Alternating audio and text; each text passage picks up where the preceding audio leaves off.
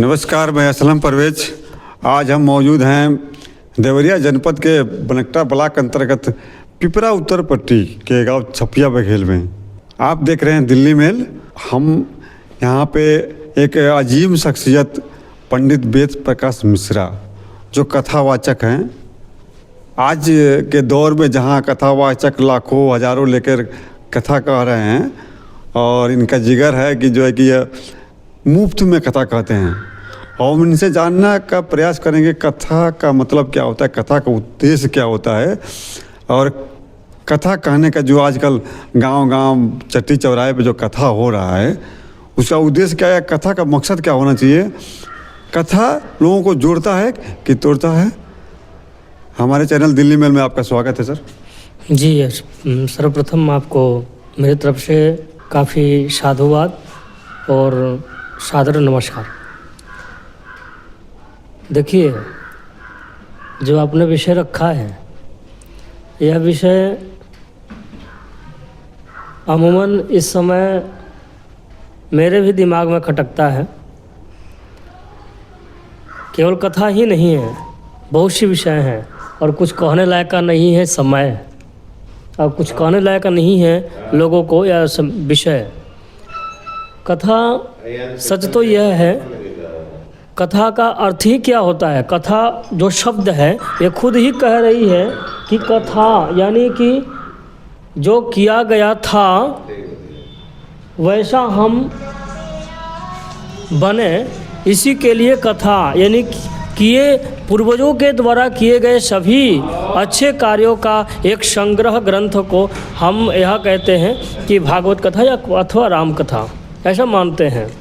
उसमें क्या है, देखिए, कथा अपितु एक दूसरे को जोड़ने का काम भी है, और कथा करने वाले व्यक्ति को शास्त्र में जैसा आदेश है वैसे जीवन भी जीने का आदेश है। वैसे जीवन जीजिए, फिर कथा करिए, चाहे कृष्ण की करिए चाहे राम की करिए। और संक्षिप्त में आप मुख्य मुद्दे पे आइए, जो है कि क्योंकि आजकल जो है कि लोग सुनना चाहते हैं कि मतलब क्या है, मतलब कि ज़्यादा मतलब विस्तार में उसको संक्षिप्त में बताइए।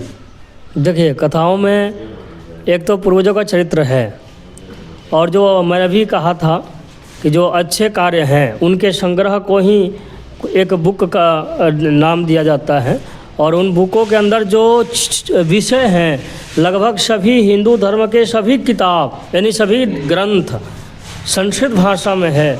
और संस्कृत भाषा पढ़ने वाले व्यक्ति राम कथा या कृष्ण कथा करता है वाल्मीकि रामायण पे या भागवत पे, चाहे किसी भी पुराणों पे या वेद पे ही कर रहा है, तो कभी कहीं दक्षिण के कंब रामायण में और महाकवि कालिदास के रघुवंश महाकाव्य के 12वें सर्ग में कथा करने वाले व्यक्ति को अथवा पुरोहिती करने वाले व्यक्ति को यह कहा गया है कि आप दक्षिणा नहीं ले सकते, आप यजमान के यहाँ खाना नहीं खा सकते, यजमान के यहाँ यजमान का दिया हुआ पानी भी नहीं पी सकते।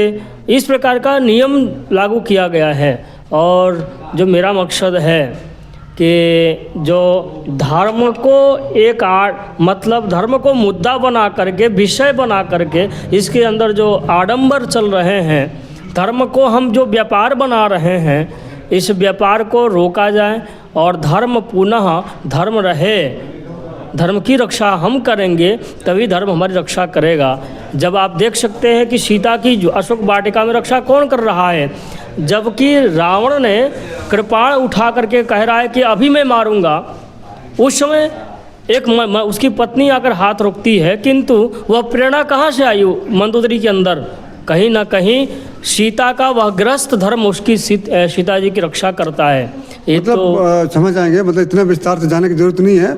मतलब ये बताएं, जो आजकल आप आरएसएस से भी जुड़े हैं, और आरएसएस प्रमुख मोहन भागवत का पिछले दिनों एक बयान आया था कि परशुराम जी के बारे में, कि परशुराम जी जो है कि ब्राह्मण नहीं, ये लकड़हारा थे। तो इस संबंध में मतलब संक्षिप्त में बताइए। देखिए, मोहन भागवत जी बड़े आदरणीय हैं, लेकिन मैं आदर उतना ही करता हूँ कि एक पद का आदर करता हूँ, न कि किसी शरीर का आदर करता हूँ। तो मोहन भागवत जी ने जो ये बातें कही है, तो पहले सबसे पहले तो उनको विष्णु पुराण पढ़ना चाहिए कि परशुराम जी किसके बेटे हैं। और अगर वो कुछ बोल रहे हैं तो केवल भाजपा को अवर्णों के द्वारा यानी एसटी, एससी, ओबीसी के द्वारा खुश करके भाजपा को वोट दिलाने के लिए बोल रहे हैं। वो धर्मगत जो भी हमारे धर्म ग्रंथ हैं, चाहे विष्णु पुराण है, श्रीमद् भागवत महापुराण है और अग्नि पुराण आदि है, पद्म पुराण है, उनमें परशुराम जी का चरित्र आपको मिल जाएगा कि परशुराम जी कौन है। इसका मतलब यह है कि उन्होंने इन पुराणों को छुआ नहीं है और एक व्यक्ति को, एक समाज को खुश करके वोट दिलवाने के लिए जैसे कि हम देखते हैं कि कथा होता है और कथा का राजनीतिकरण हो रहा है। हमको लगता है कि खास दल के कथावाचक लोग, खास दल के, अगर मैं गलत नहीं हूँ तो खास दल के लोग प्रचारक बने हुए हैं। इस संबंध में आप क्या कहेंगे? ये सही है। जो देखिए, आप कहीं भी झुकिएगा तो जायज़ सी बात है अगले की मानना पड़ेगा आपको। तो राजनीति में भी वही हो रहा है। राजनीति चाहता है कि जो धर्म जगत है, धर्म जगत मेरे अधीन आ जाए और मेरे लिए बोले, हम उसके लिए अर्थ देंगे, बस यही बात। बहुत बहुत धन्यवाद आपका, आपने समय दिया।